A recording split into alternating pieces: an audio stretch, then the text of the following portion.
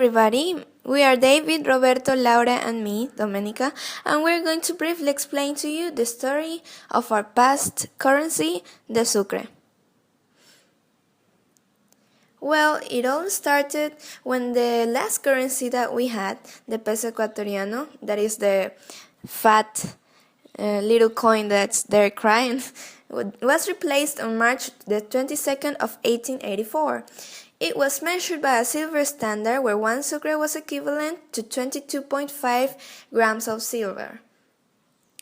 I will show you that later.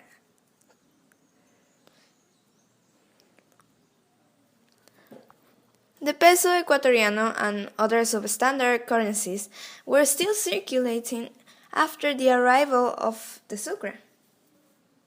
However, it was just a matter of time because in between the years of 1887 and 1892, just the high standard coins stayed in circulation, and the ones from the silver standard, the ones that were just deleted from the system, they were old-fashioned and not cool anymore.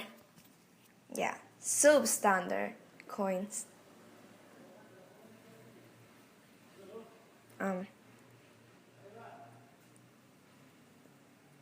Yeah. The sucre was subdivided in 100 cents, as you can see there, that big fat sucre that is representing 1 sucre, and all the little things that Laura is doing there that I don't even know are the subdivisions. Oh yeah, an important fact, the sucre was named after the Venezuelan Antonio José de Sucre, who was a major political image, as we know, for the independence of Ecuador. Yeah, and Peru and Bolivia and so many other great things that he did, right? We all know about that, yeah. Well, returning to the currency, sucre cents existed in versions of half cents up to 5 cents in common metal, from half tens up to 1 sucre in silver, and 10 sucres coin was made in gold. The 10 cents coin was called real, and the 5 cents one was called medio. In the year of 1890, all this perfect economy started to change. As we said before, the sucre was adapted to this silver standard or pattern where 1 sucre was equal to 22.5 grams of silver. But the silver started to greatly decrease its value. You can see there that it's dramatically dropping out of the graph. And yeah, this brought a lot of problems to establish a balance in the economy with this metal. So some changes were made. And these changes will be explained soon, yeah. Well, the solution for this problem was to change the metal of how do you say it? The metal to change the sucre with, like the silver did, but this time is with gold. Yeah, silver was replaced. Silver was not cool anymore, and in this pattern, the sucre, 1 sucre, was equivalent to 732.224 milligrams of pure gold. This happened on November 3rd in 1898. I don't remember if I said it before, but however, there goes it again. Yeah, gold is so shiny and happy there, you can see.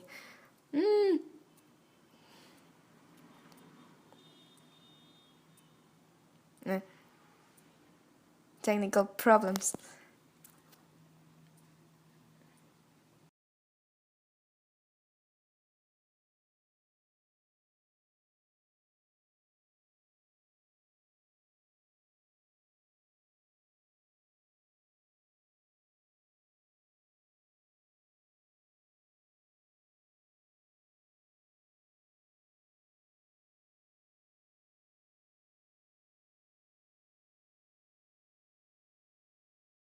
Well, there were a lot of attempts to stabilize the economy of Ecuador by stabilizing the coin, the sucre, the currency.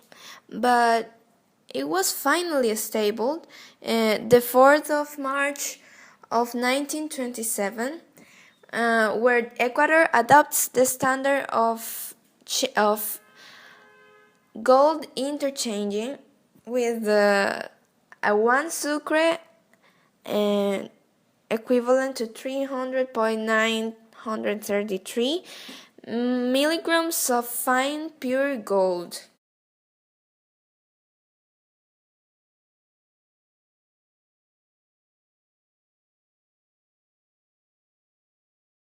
Well, on the 4th of March of 1927, we stopped this pattern of interchanging with gold because we noticed that there was an inflation in the price of gold for 1 sucre, and this was not favorable for our country.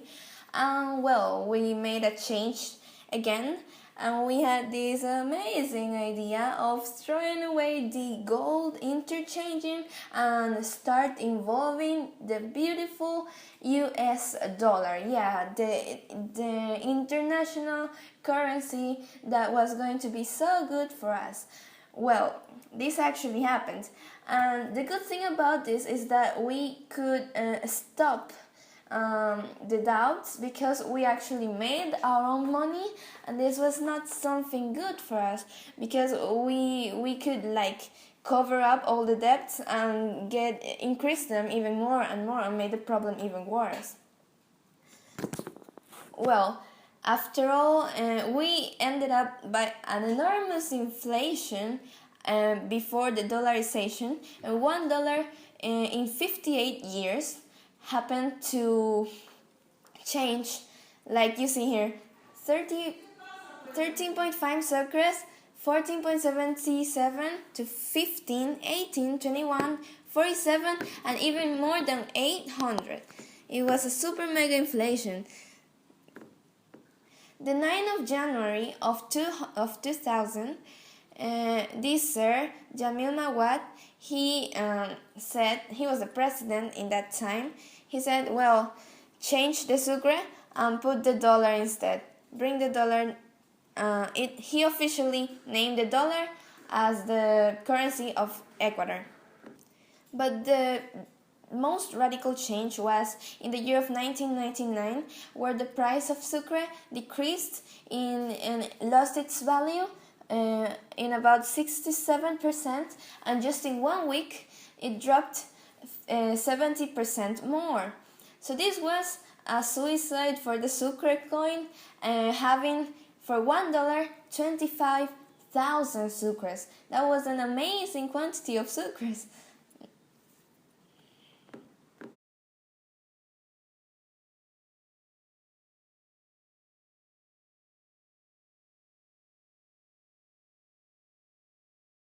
So even though the sucre had already changed to dollars, there were people and banks that were still changing the currency because people didn't want to lose their money, and they were like forced to do this interchanging. This happened until the 8th of May. Yeah, of May of 2001. Yeah. Now I wanted to explain that the old dollarization thing was idea of Sixto Duran Bayen. He allowed US dollars accounts to establish an Ecuador, and this was a good thing because he thought about dollarization before everyone else, before getting too deep into the crisis, even though we did get too deep. This prediction made by the president was a consequence of the lack of petroleum that existed in that time in our country, and we know that petroleum is one of the resources that we have and make us rich and all. Well, we didn't have any more petroleum, and we were in problem, and the sucre started devaluating. So people got really angry, and they said, well, we cannot lose money in this way. And so some even committed suicide because they didn't have how to pay their debts. This was a really massive problem for Ecuador. and at last banks couldn't do anything about it, but they did what they could. I think that it's all. Yeah, I got to an end. Thank you for your kind attention and your few minutes. Bye.